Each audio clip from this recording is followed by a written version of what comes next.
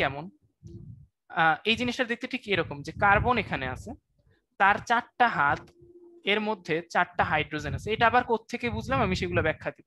আপাতত আমি যা বলতেছি সেই সিরিয়ালি আগে শুনতে থাকো কথা।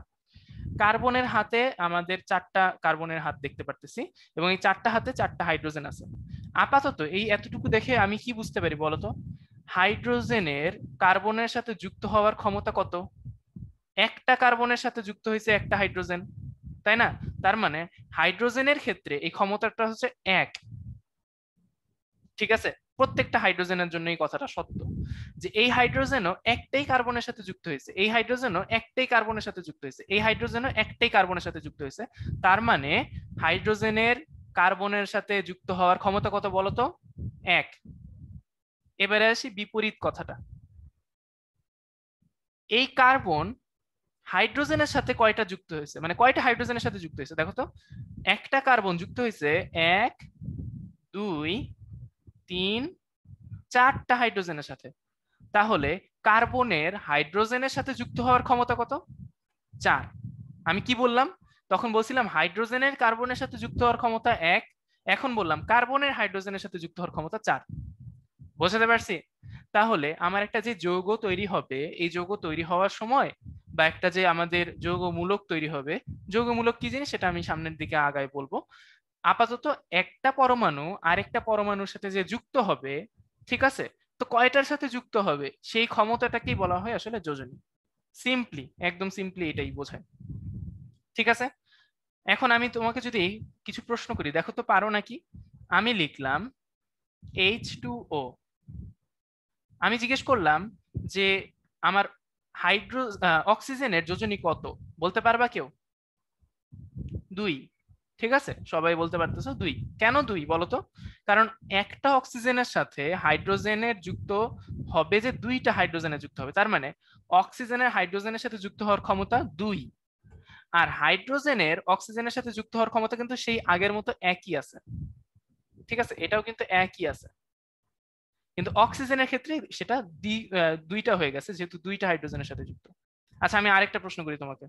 ধরো যে আমি লিখলাম CO2, এখন আমি জিজ্ঞেস করলাম যে কার্বনের যোজনী কত, বলতে পারবা কেউ?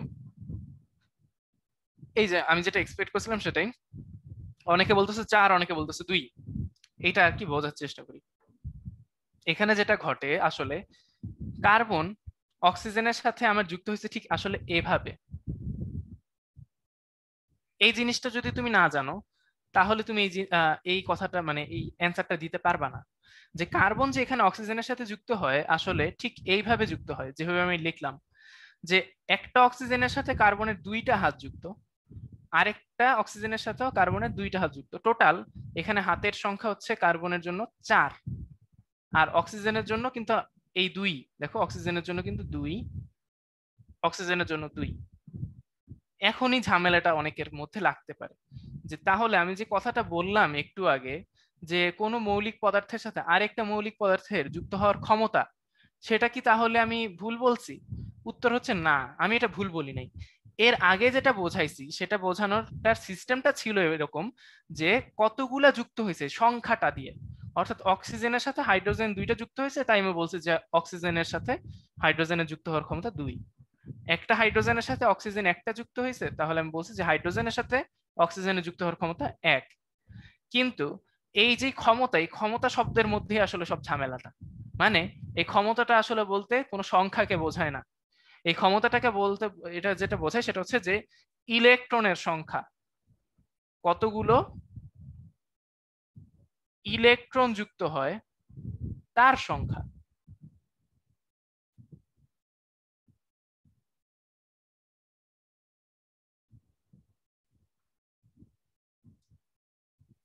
আচ্ছা, এই কথাগুলা যারা মনে করো আমি যা যা এখন বলবো, তোমরা যারা হচ্ছে বেসিক একেবারেই তুমি ক্লাস মানে যে এই 6 নাম্বার চ্যাপ্টার পড়ো নাই, ইলেকট্রন প্রোটন নিউট্রন এগুলো বুঝো না কেমনে কি বিন্যস্ত থাকে, এদের জন্য আসলে তেমন কোনো লাভ হবে না যে কথাগুলো বলবো। তো যারা হচ্ছে পড়ালেখা করছো তারা একটু মনোযোগ দিয়ে শুনো, আশা করি বুঝে যাবে যে আসলে যোজনী বলতে কি বোঝায়। এখানে আমাদের যোজনী বলতে যেটা বোঝাইতেছে যে কতগুলো ইলেকট্রন কতগুলোর সাথে মানে যুক্ত হয়েছে আর কি টোটাল। এখানে এই চিত্রটাই কার্বন ডাই অক্সাইডের ক্ষেত্রে যেটা আমি লিখছি সেটাকে ধরো যে এভাবে করে লিখলাম। এই কার্বনের সর্বশেষ কক্ষপথ বলতে আশা করি সবাই বুঝো। সর্বশেষ কক্ষপথে কার্বনের ইলেকট্রনই থাকে 4টা, এবং এই 4টা ইলেকট্রন এই যে 1 2 3 4, এই 4টাই যুক্ত হয়েছে অক্সিজেনের দুইটা দুইটা ইলেকট্রনের সাথে। এই যে অক্সিজেনেরও 1টা 2টা, এই অক্সিজেনেরও 1টা 2টা, এই দুইটা দুইটা ইলেকট্রনের সাথে যুক্ত হওয়ার কারণেই আমি বলতেছি যে কার্বনের টোটাল তাহলে ইলেকট্রন কয়টা যুক্ত হয়েছে? 1 2 3 4, তাই ওর যোজনী 4। অক্সিজেনের কতগুলি ইলেকট্রন যুক্ত হয়েছে? 1 2, তার মানে হচ্ছে ওর যোজনী 2। আমি যদি এই গঠনটা ঠিকভাবে আঁকি তাহলে আশা করি ক্লিয়ার হয়ে যাবে। কার্বনটা আঁকি আগে। এই কার্বন, কার্বনের হচ্ছে আমাদের প্রথম কক্ষপথ 2টা ইলেকট্রন, দ্বিতীয় কক্ষপথ 4টা থাকার কথা। এই যে 1 2 3 4। এবারে হচ্ছে অক্সিজেন আঁকবো। এই যে বাম পাশে আমি হচ্ছে অক্সিজেন আঁকা শুরু করি। ধরো যে এই যে অক্সিজেন,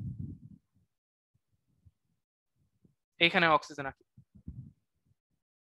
এই যে অক্সিজেন, অক্সিজেন তার প্রথম কক্ষপথে 2টা ইলেকট্রন 1 2, এই অক্সিজেনের প্রথম কক্ষপথে 1 2, কিন্তু দ্বিতীয় কক্ষপথে 6টা ইলেকট্রন, এবং এই 6টা ইলেকট্রন কিভাবে থাকে দেখো, 1 2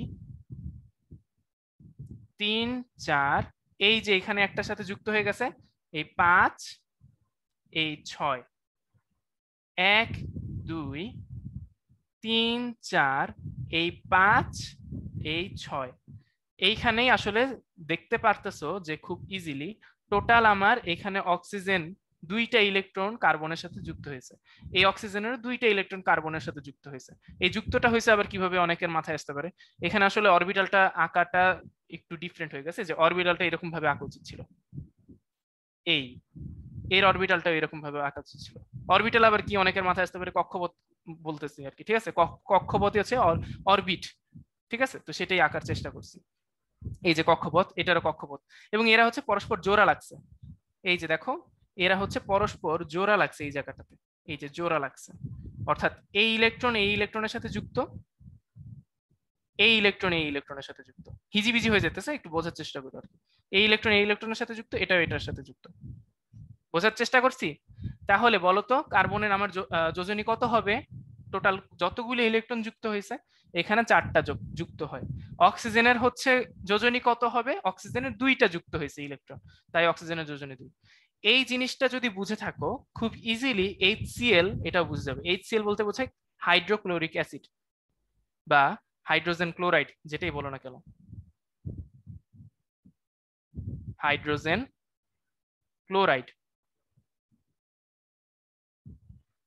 এই হাইড্রোজেনের আমার অবস্থাটা কিরকম দেখো তো, এই হাইড্রোজেন এই যে ওর একটা ইলেকট্রন, আর ক্লোরিনের ক্ষেত্রে কেমন বলতো, এই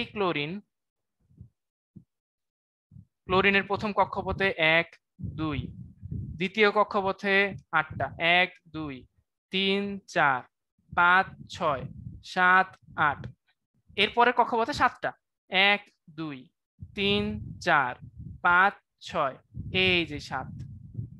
তাহলে এখন একটু চিন্তা ভাবনা করে আমাকে বলো তো ভাইয়া, যে হাইড্রোজেনের যোজনী কত হবে?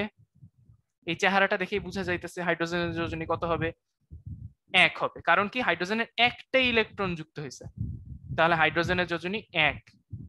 আর ক্লোরিনের যোজনী কত হবে বলো তো ভাইয়া? এই যে শিমু, অনিক, জাহিদ, ইচ্ছা, সবাই ঠিকঠাকই অ্যান্সার দিতেছি, 1 হবে। কেন? কারণ ক্লোরিনেরও যোজনী, ক্লোরিনেরও ইলেকট্রন একটাই যুক্ত হয়েছে। এই টপিকটা বুঝে গেছো যারা, তারা হচ্ছে ইয়েস বা ওয়াই লেখো।